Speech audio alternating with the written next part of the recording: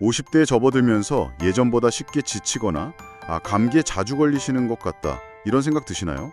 어쩌면 우리 몸이 보내는 자연스러운 신호일 수 있습니다. 네, 맞아요. 오늘은 한방으로 50대 면역력 강화라는 내용을 바탕으로 이 시기 면역력 변화를 한의학적으로 어떻게 관리하고 다시 활력을 찾을 수 있을지 좀 깊이 있게 이야기 나눠보겠습니다. 네, 50대는 우리 몸의 여러 기능들이 전환점을 맞는 시기라고 볼 수 있어요. 신진대사 속도도 좀 느려지고요. 또 외부 변화에 대한 몸의 조절 능력, 예를 들면 체온 유지 같은 거요. 그런 기능도 예전 같지 않게 되죠. 이런 복합적인 변화들이 면역력 저하로 이어지기 쉬운 거죠. 그렇군요. 단순히 면역세포 수치가 딱 떨어졌다 이런 문제라기보다는 몸 전체 시스템이 좀 느슨해진다 이렇게 볼 수도 있겠네요. 그래서 핵심 질문은 이거겠죠. 왜 이 시기에 한방 접근법이 도움이 될 수 있을까? 구체적으로 어떤 방법들이 있고 또 우리가 일생에서 뭘 할 수 있을지. 먼저 왜 한방이 50대 면역력 관리에 효과적일 수 있는 건가요? 한방의 가장 큰 특징이라고 하면 눈에 보이는 증상만 쫓는 게 아니라는 점이에요. 문제의 근본 원인을 찾아서 몸 전체의 균형을 회복시키는 데 집중하거든요. 오케스트라 지휘자처럼 몸의 여러 기능들이 조화롭게 작동하도록 돕는다고 할까요? 조화롭게. 네, 예를 들어 침 치료 같은 경우 단순히 통증만 줄이는 게 아니고요. 한방에서 말하는 기혈순환, 그러니까 몸속 에너지와 영양분의 흐름이죠. 이걸 원활하게 만들고 또 스트레스와 밀접한 자율신경계를 안정시켜서 면역체계가 재기능을 잘 하도록 환경을 만들어주는 겁니다. 그러니까 몸 안의 그 소통 시스템, 그 기혈순환이라는 길을 잘 닦아주고 또 신경계도 안정시켜주고 굉장히 근본적인 접근이래요, 정말. 그럼 한약은 어떤 역할을 하는 건가요? 자료 보니까 개인 맞춤 처방을 굉장히 강조하던데요. 네, 맞습니다. 정말 중요해요. 사람마다 얼굴 생김새가 다르듯이 몸의 바탕, 그러니까 저희가 체질이라고 부르는 게 다 다르거든요. 한약은 바로 이 체질이랑 또 현재 몸 상태를 아주 면밀히 진단해서 처방이 되는 거예요. 그래서 똑같이 면역력이 떨어졌다고 해도 A라는 사람하고 B라는 사람에게 들어가는 약제 구성이 달라질 수 있는 거죠. 네네. 단순히 기운만 북돋는 게 아니라 예를 들어 소화기가 좀 약한 분이다. 그러면 흡수가 잘 되도록 돕는 약제를 같이 쓰는 식으로 아주 세심하게 조절합니다. 그렇군요. 실제 연구에서도 보면요.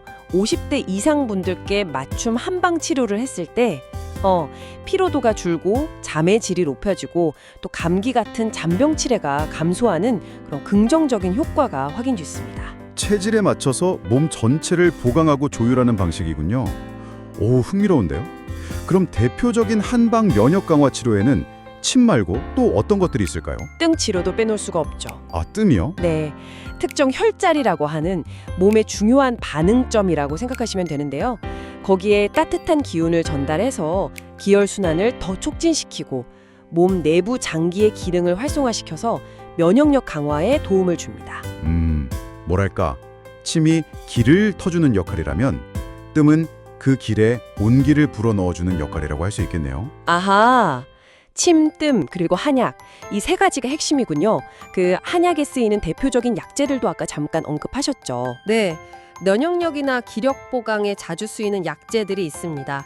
환기, 인삼, 숙지황, 백출 이런 것들이 대표적인데요. 근데 여기서 정말 중요한 점은 이 약재들이 좋다고 해서 그냥 막 드시면 안 된다는 거예요. 그렇죠. 함부로 먹으면 안 되죠. 네, 아까 말씀드린 체질에 맞지 않으면 오히려 몸에 부담이 될 수도 있거든요. 반드시 전문가의 진단을 통해서 내 몸에 맞는 처방을 받는 게 핵심입니다. 한방치료의 진짜 강점은 바로 이렇게 개인의 상태를 정확히 파악하고 침, 뜸, 한약 같은 방법들을 유기적으로 결합해서 시너지 효과를 내는 데 있는 거죠. 네, 치료와 더불어서 일상에서의 관리도 중요할 텐데요. 집에서 좀 쉽게 따라해볼 만한 팁들도 있었죠. 그럼요, 당연히 있죠. 첫째는 몸을 늘 따뜻하게 유지하는 게 중요합니다. 한방에서는 체온 1도가 면역력에 정말 큰 영향을 준다고 보거든요. 1도요? 와. 네, 그래서 생강차나 대추차 같이 속을 좀 덮여주는 차를 가까이 하시면 좋습니다. 네. 둘째는 규칙적인 생활인데요. 특히 밤 10시에서 새벽 2시 사이에 깊은 잠, 이게 정말 중요합니다. 어떤 보약보다 더 중요할 수 있어요. 아, 잠이 보약이다. 진짜 맞는 말이네요. 네, 맞아요. 몸이 스스로 회복하고 재정비하는 아주 중요한 시간이니까요. 또 다른 방법은 없을까요? 셋째는 기공이나 태극권처럼 좀 부드럽고 천천히 하는 운동 있잖아요. 네. 이런 운동은 몸의 긴장을 풀어주고 기혈순환을 도와서 심신 안정과 면역력 증진에 아주 효과적입니다. 이게 어쩌면 가장 중요할 수도 있는데 단기적인 효과에만 너무 집중하시기보다는 정기적으로 한의원을 찾아서 몸 상태를 점검하고 필요하다면 몸을 보강하는 한약을 복용하는 식으로 꾸준히 관리하는 것이 중요합니다. 장기적인 관점에서 봐야죠. 네, 그렇군요. 정리해보면 50대 이후 면역력 관리에서 한방은 개인의 체질이라는 고유한 특성을 바탕으로 접근한다는 거, 그리고 침, 뜸, 한약 같은 다양한 방법을 통합적으로 사용하고 또 생활 습관 교정을 통해서 몸의 근본적인 균형점을 찾아 자연스럽게 면역력을 높이는 굉장히 효과적인 접근법이다, 이렇게 정리할 수 있겠네요. 네, 정확합니다.